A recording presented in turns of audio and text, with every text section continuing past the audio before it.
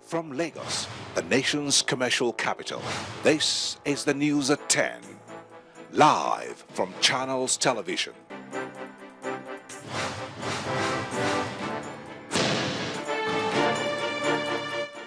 Hello and welcome. I am Olumide Macaulay. Tonight, no hiding place for Boko Haram insurgents. ECOWAS leaders resolve not to allow their countries become operational bases for terrorists in the sub-region. Federal government commends decision by ECOWAS on insurgency, hopeful of faster resolution of challenge.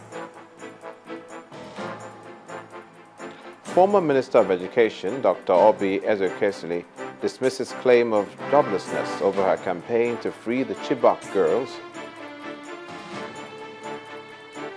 And U.S. soldier held by the Taliban in Afghanistan regains freedom in a deal that includes the release of 5 Afghan detainees at Guantanamo Bay, Cuba. On Business News tonight, Mr. Godwin Emefiele to resume work as the new governor of the Central Bank of Nigeria next week.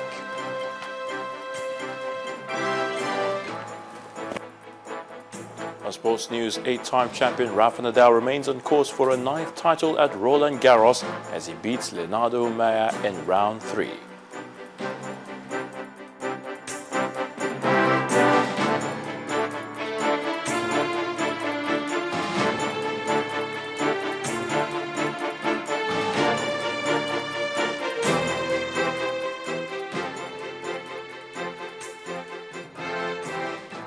Thank you for joining us on the news at 10.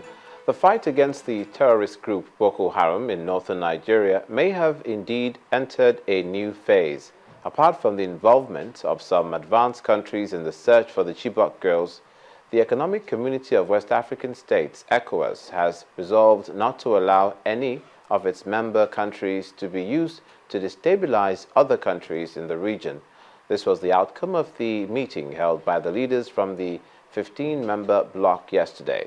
The extraordinary summit, which took place in Ghana, was to discuss worsening insecurity in northern Nigeria and in Mali, where Tuareg separatists routed government troops in a part of the country last week. An act of terror against one member state is an act of terror against all other member states. Terrorism is not solely a West African problem. It is a world problem. It is in fact becoming an undeniable part of the world in which we live today. Opening the summit, Ghana's President John Dramani Mahama, who holds the rotating presidency of the bloc, said that ECOWAS must act now to combat terrorism in the sub-region. ECOWAS must play a leading role in this effort to fully restore peace and security in the sub-region, and by so doing safeguard our future and all of the work that we as heads of state and as citizens of our nations have done to ensure that our people are prosperous. Since April the 14th, when over 200 girls were taken in Nigeria, militant sect Boko Haram has continued to unleash terror in the northern part of the country. Our dear country, Nigeria. On Thursday, May the 29th, President Goodluck Jonathan said that the country's 15 years of democracy was threatened by the extremist group, and he declared an all-out war against the group. Dear compatriots, it is a sad fact that as I address you today, all the gains of the past 15 years of democratic governance in our country are threatened by the presence of international terror on our shores. Despite a year-long military offensive against it, Boko Haram, which is fighting to reinstate an ancient Islamic caliphate in northern Nigeria, has been able to wreak havoc on the northeast and bomb cities across the country. Boko Haram has been kidnapping schoolgirls and forcing them to become brides for commanders for more than a year.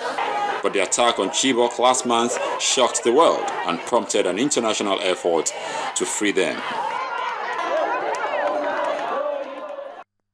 And following the decision by the ECOWAS member countries to unite and fight insurgency in the region, the federal government has expressed optimism that the challenge will come to an end soon. Briefing State House correspondents on Nigeria's position, the outcome of the summit in Ghana, the special advisor to the president on media and publicity explained that assisting Nigeria will ensure stability and enhance sustainable development of this sub-region. Our State House correspondent, Chukuma Nekusi, reports. Just back from the ECOWAS Extraordinary Summit in Ghana, President Goodluck Jonathan met with the Malian president in the presidential villa. Both of them have been in the Extraordinary Summit at the instance of the Ghanaian president, where the heads of state and government of ECOWAS discussed the situation in northern Mali, the threat of terror in the northeastern part of Nigeria, and the elections in Guinea-Bissau. Our interest here is the decision on terror in Nigeria. The key message that came out with regard to the situation in Nigeria was one of solidarity, partnership, cooperation. And the heads of state and government of West African states resolved at that meeting that they will share intelligence, they will cooperate in every way possible, because doing so is to ensure stability within the region, is to ensure sustainable development within the region. And they spoke with one voice in condemning the terrorist activities in Nigeria, and they resolved that whatever happens in Nigeria or Mali or Guinea-Bissau or any other West African country is a concern of everybody in West Africa. While in Ghana to provide a solution to the terror attacks, news came in that the terrorists have attacked and killed the emir of Goza, Alhaji Idrissa Shehu Timta. The president got the news. Of course, he was sad about it, because what it means is that these terrorists who are threatening peace and stability in Nigeria, they're desperate, and they continue to show that desperation. But as the president made it clear in his Democracy Day broadcast, that was his main message to Nigerians, that at the end of the day, it's the people of Nigeria that will prevail, no matter how desperate terrorists may be, and that this government is determined to rid the country of terrorism. The presidency has to clear the air on whether it is declaring amnesty for the Boko Haram or not. The speech by the president, if you read it line by line, you will see that it contains the very message that the president wanted to put across. And in that speech, if you look at it, I don't think the president used the word amnesty. The president spoke about those who are willing to renounce terrorism, those who are willing to embrace peace.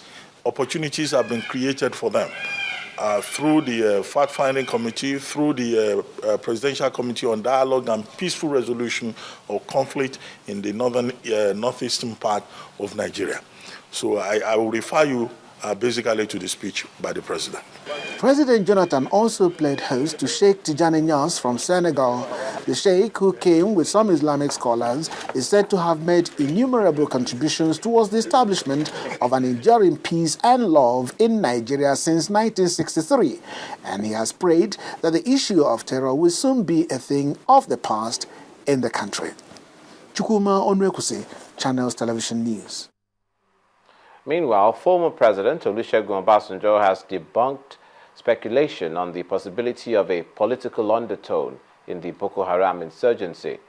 In an exclusive interview with our correspondent Benga Shiru, the former president says anyone who intends to use insurgency to advance his cause should have his head examined.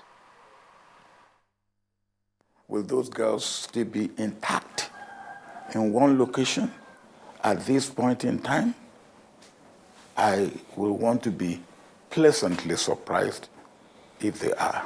Is there a political angle to all this abduction scenario? One thing that I do know is that Boko Haram said their objective is Sharia. Now, Sharia is not an issue in Nigeria because it's part of our constitution. So, what is the political? Political that somebody will want to use them. Now, anybody who is a political leader and we want to use them to achieve an objective, then I believe his head will need to be examined.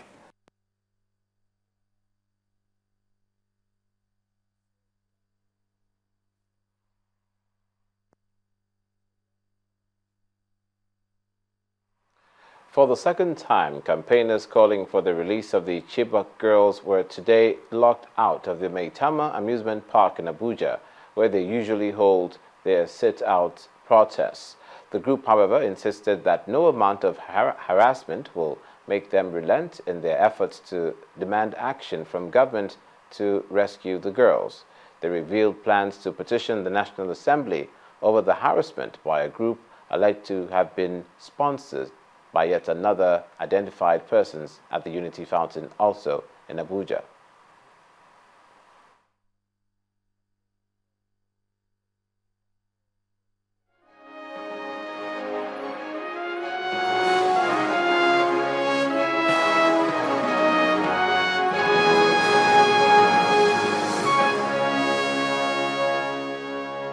We are here at Maitama Amusement Park and we have been locked out from gaining access to the park. It's important to note that this is not a fully private park. A portion of it is a public park. The concessioning to the concessionaire doesn't cover the whole parameters. So the area, there's a public area, that is where we held our meeting yesterday, and we have been locked out again. But we are now outside Maitama Amusement Park and we shall have our meetings here. It's important to note that we are here because we had faced attacks at the Unity Fountain. We had groups that had attacked our coalition. They broke our chairs. They literally attacked us. So we are here now pending when we submit our petition. We're petitioning the Nigerian police force on the attack on us because their personnel were right there watching. The policemen were observing what happened to us. So we're petitioning them. We're submitting this petition on Monday. We're going to take our petition to the Senate President and the Speaker of the House of Representatives to challenge and ask how our rights were being abused, why the Nigerian police force watched. Meanwhile, a prominent member of the Bring Back Our Girls campaign and former Minister of Education, Dr. Obi Ezekwesili, has dismissed claims in some quarters that she took to protest for lack of what to do. At a youth conference in Port Harcourt, where she was the guest speaker, Dr. Ezekwesili explained that great societies are built on strong values, adding that her passion for the young people of Nigeria explains why she is in the campaign to free the Chibok girls. If you've never thought about the fate of those girls, you need to ask yourself a question. Because it's so easy to carry on as if all is normal, just because it has not come close to you. Just imagine that it was anything close to your family. That more than 200 children of poor families went to school, and the next story is they will take it away. And then everybody in our society just goes around like everything is normal. Well, if it's normal for you, it's not normal for me. That's why I have decided, along with all the women that come every day and we stand up and we say, we need intensification of search and rescue for those girls. We will stay resolute in demanding bring back our girls.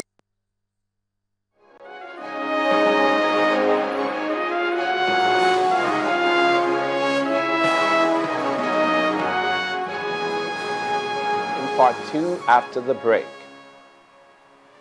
Relief comes for the victims of herdsmen attacked in Kaura, Kaduna State. That's in a moment. Do stay with us.